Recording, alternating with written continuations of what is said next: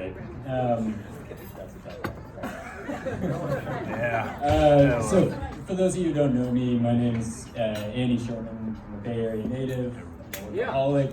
I'm a lifelong Warriors fan, and I've known CT since the fourth grade. Chris is my longest standing friend and a very close one.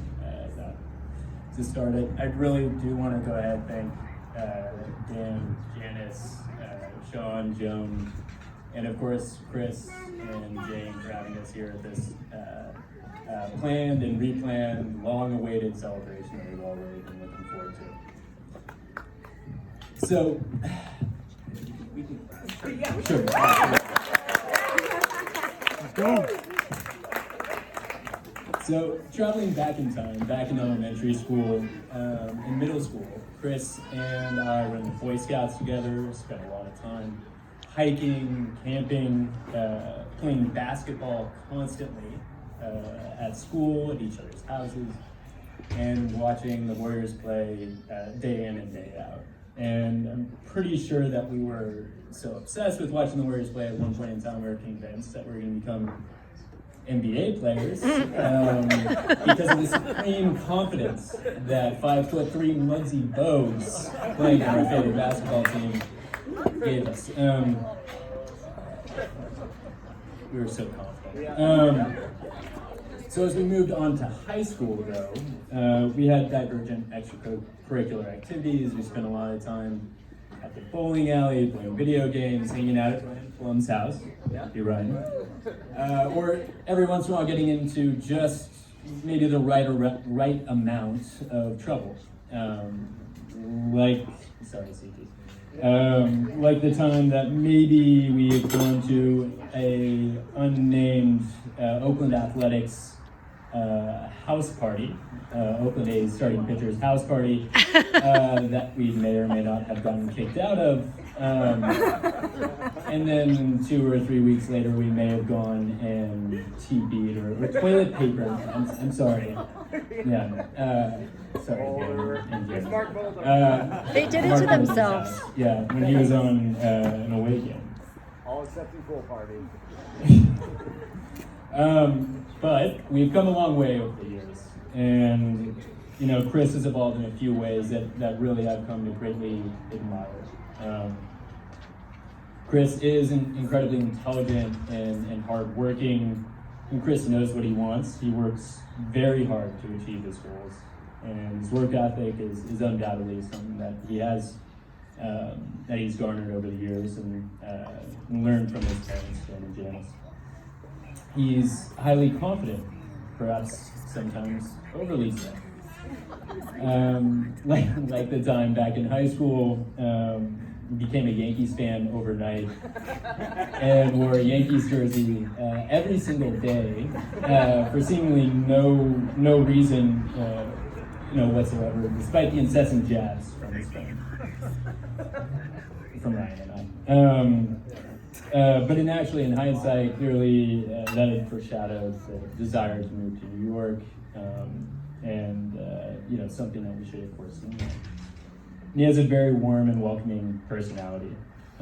He creates a sense of community around those that he surrounds himself with, often through his thoughtfulness, self-deprecating humor, and of course that incredibly contagious Chris laugh that we've heard here throughout this evening. And I think it's all underscored as well by the incredible group of individuals here that we find ourselves surrounded by as this sense of community that is built. And Chris knows himself. He knows his strengths, and he also surrounds himself with those who complement him. Which brings me to Jane. When I first met Jane, it was clear that she and Chris were inseparable. They jetted off to Europe together. They were inseparable at our wedding. My wedding here just very soon after they had gotten together. But very soon I realized that it was the real deal. Jane is incredibly passionate about her friends, her family, her work, and of course Chris and their dog Poppy.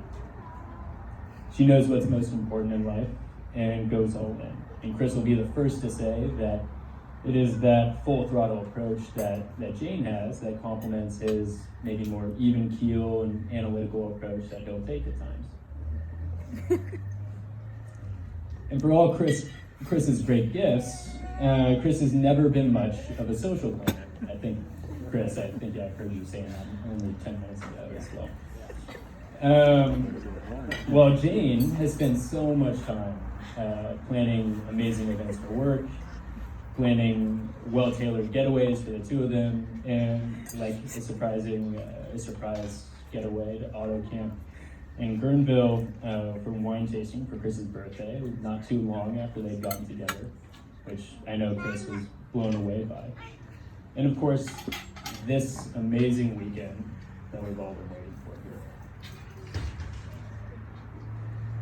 As I saw Chris and Jane's relationship grow, it was perfectly clear how well they complemented each other. And so by the time that Chris got down on one knee at the Palace of Fine Arts, the most picturesque place in San Francisco, certainly was no surprise to myself. And since then, Chris and Jane have continued to build a beautiful life together. They moved to New York, started a family with their dog, Poppy. Sorry, my wife made me put that in there. Apologies. And then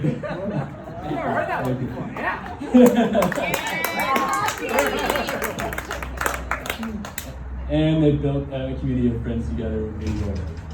And so, as I wrap up, I know that you're usually supposed to give some advice, impart wisdom for the bride and groom, something that if heeded will yield a long and happy marriage. And in all my 4 years of marriage, maybe that's not the best coming from myself. So I thought instead I'd go ahead and pull wisdom from my parents, Dan and Danny, who've been married for over 44 years. So for my mom, Danny, she has these words to say for you too, Chris and Jane. Don't take life too seriously. Remember to laugh and have fun together. And that every day of marriage is a gift, not to be taken for granted. Enjoy it. And knowing full well that Jane literally has Chris stop and smell the roses and smell flowers from time to time, I think that they're on a solid trajectory there. Well, my dad, in all his many years of experience, has the very wise words of, roll with what your wife wants. Thanks. Sage advice. But really, in my 4 years of wisdom, I'll go ahead and I'll double down on that, Chris. Happy wife, happy life. The cliche is there for a reason. It's true. So. Chris and Jane, I love you guys. So excited for you with this next stage of your life here together. Please, everyone, just go ahead. If you have a glass, raise it to the bride and groom here, Chris and Jane. Cheers. Thank you, Randy. Well, the celebration of our book was like the advice from parents, so that was beautiful. Thank you.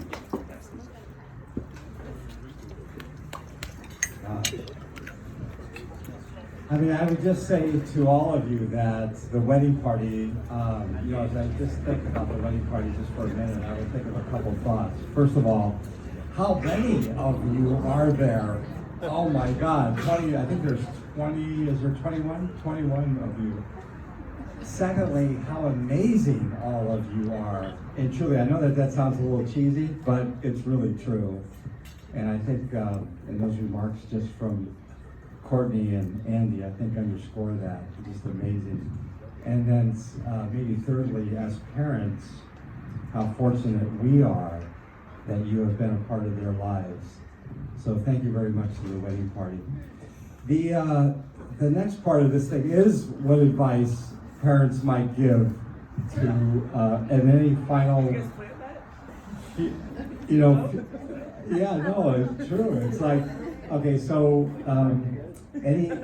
what they say is any good rehearsal night dinner might include some advice from the parents.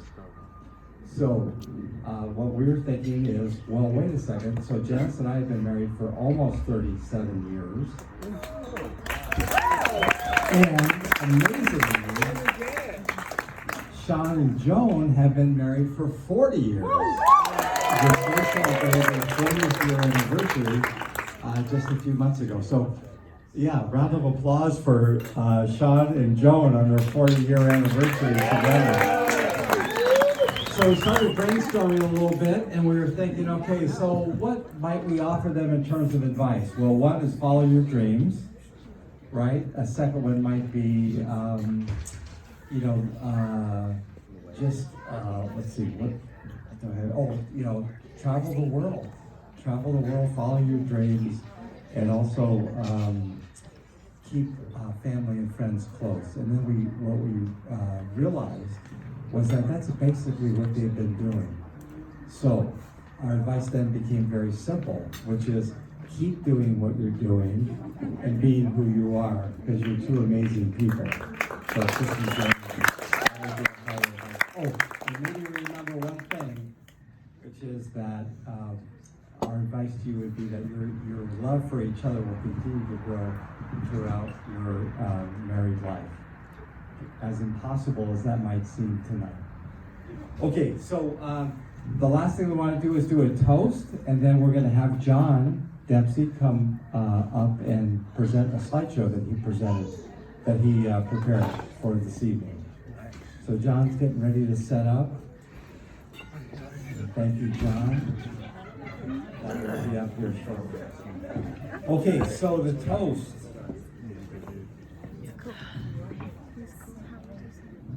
If you can get ready with your glasses.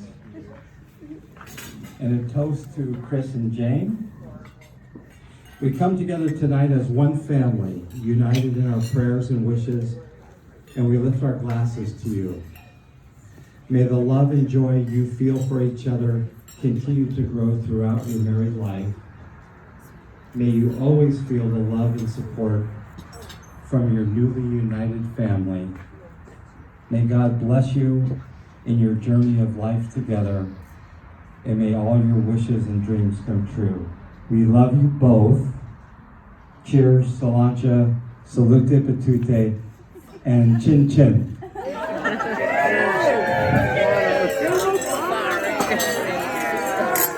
Salute patute. All right, Father. I've got video Jan. I want to see it again tonight. That's what's up. And now we'd like to ask John to come up to share his video that he's prepared. Put the music with special memories of Chris and Jane. And then the evening will continue with dessert afterwards, and we'll all gather in the garden area back over where we were originally. Okay, so John is setting up, and